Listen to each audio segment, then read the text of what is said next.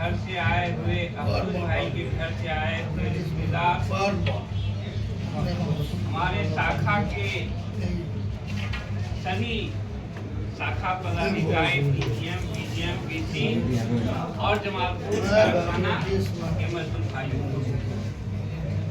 देखिए अब हम ज्यादा कुछ नहीं बोलेंगे और ना बोलना है, क्योंकि आप लोग बहुत समय दिए, इतवार दिन है और जल्दी से जाना है। सिर्फ एक बात हम बोलेंगे कि आज जो मेरा युवा पीढ़ी है वो बेहतर है, बहुत अच्छा है, उसके अंदर योग्यता है, एकेडमिक डिग्री हमसे ज्यादा हम लोगों से है, पुराने लीडरशिप से ज्यादा है।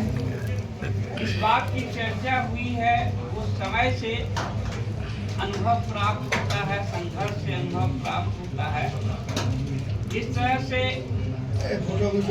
अभी जो लड़ाई हुआ और संघर्ष का नेतृत्व किया हमारा युवा पीढ़ी, ये काबिले तारीफ था कि इतने मजदूर को, इतने उग्र मजदूर को कंट्रोल करके मांग को हासिल किया। ये युवा लोगों का ही योगदान है, उनकी योग्यता का ही योगदान। कभी या एग्रेसिव, हर युवा अगर एग्रेसिव नहीं होगा तो संगठन का विकास ही नहीं हो सकता है और संघर्ष भी नहीं होगा, और लीडरशिप अगर शांत नहीं होगा तो फिर संगठन को चलाना भी मुश्किल हो जाएगा। इसलिए युवा का जो काम है वो एग्रेसिव है, लीडर के खिलाफ लड़ते हैं, और लीडर का काम है शांति से सही दिशा में आंदोलन को ले जाना, संगठन को ले जाना। यही कुशेश्वरदास से सीखे, यही वीरेंद्र बाबू से सीखे, यही हमारे विद्वान नेता हैं शक्तिधर जी, उनसे सीखे। एग्रेसिव लीडर हमारे हैं जुगल बाबू, उनसे सीखे। तो सभी लोगों से सीखे। खाली दो बात हम आपको कहने जा रहे हैं कि अभी वर्तमान परिस्थिति और जो मेरे पुराने लीडर सब काम किए उसमें बहुत डिफरेंस आ गया है रेल की वजह से। अभी रेल को बचाना एक बहुत बड़ा बात है। जैसे पहले भी लड़ाई हम लोग लड़े हैं, कुशेश्वर जी के नेतृत्व में संयुक्त मोर्चा बना के हम लोग लड़े, और लड़े तभी हमको वैगन का लोड मिला। लेकिन आज सरकार चाह रही है कि किसी भी हालत में ईस्टर्न रेलवे मेंस यूनियन और AIRF के साथ कोई भी संगठन मोर्चा नहीं करे, और सभी संगठन जो सरकार चाहती है वही बात लागू करे। कारण क्या है कि रेल को बेचने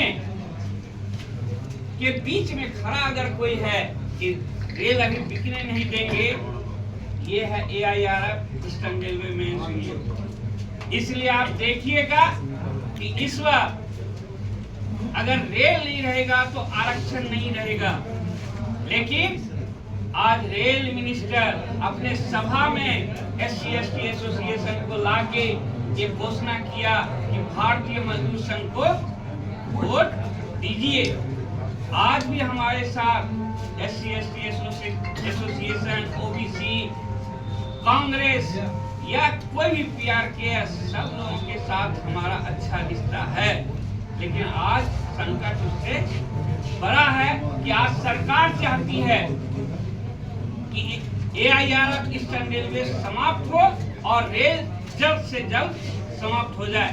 इसलिए आज हम लोग जो नमक खाए हैं, जो प्रतिष्ठा हासिल हुआ है, आज जो बातें हमारे विषय में बोले हैं वो हमारी बात नहीं है, वो ईस्टर्न रेलवे मेंस यूनियन हमारे पुराने लीडर के द्वारा जो हमको शिक्षा दिया गया, जो संघर्ष उनके साथ संघर्ष करके, प्रशासन के साथ संघर्ष करके जो हम हासिल किए थे, अपने बुद्धि का विकास किए हैं, वो सभी लोगों को सोचना पड़ेगा।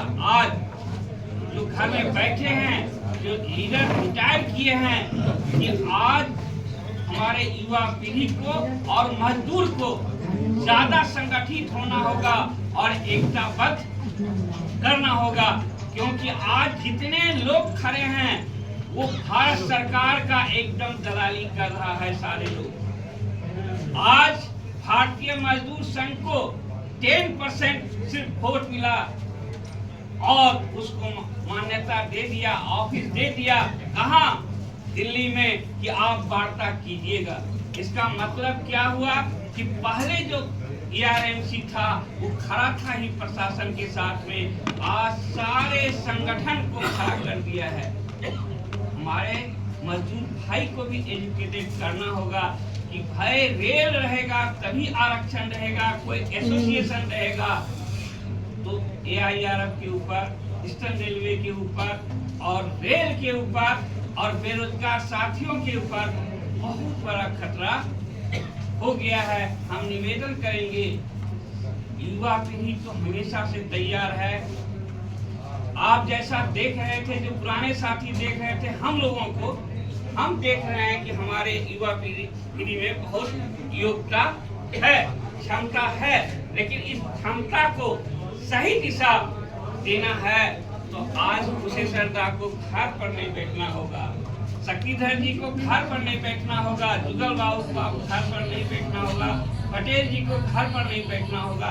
ये मेरा आप लोग से आग्रह है, क्योंकि पहले आपके समय में जो परिस्थिति थी वो रेल बिकने वाला नहीं था।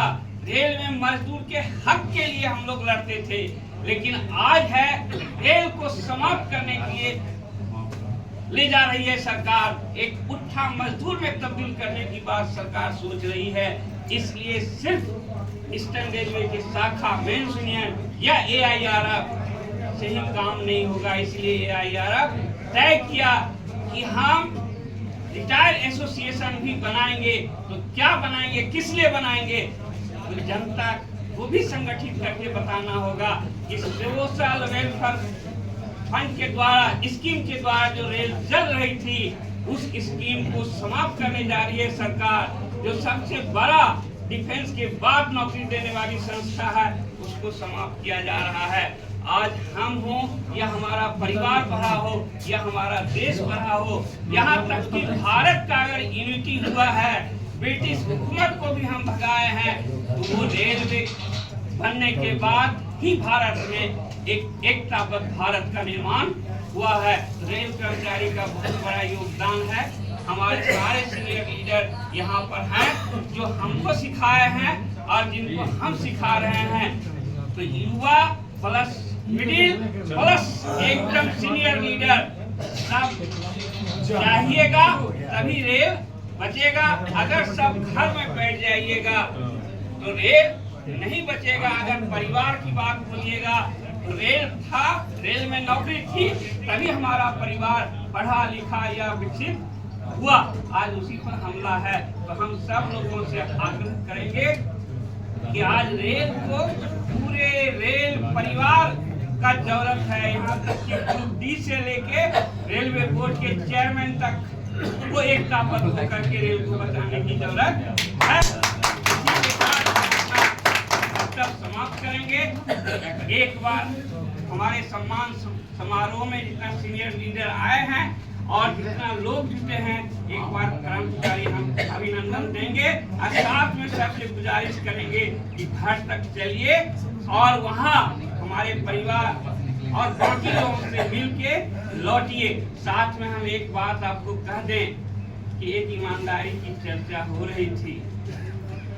अफरोज भाई हमसे ज्यादा विनम्र हैं और हमसे ज्यादा ईमानदार हैं और हमसे ज्यादा उद्योग में उत्पादन देने के लिए हैं। जब से हम ऑफिस बेरर हैं तो रेल का उत्पादन कम दे पा रहे हैं। पहले तो बहुत उत्पादन देते थे, लेकिन ये आज के डेट तक रेल का उत्पादन बढ़ाया है और मजदूर के बीच में रहे हैं।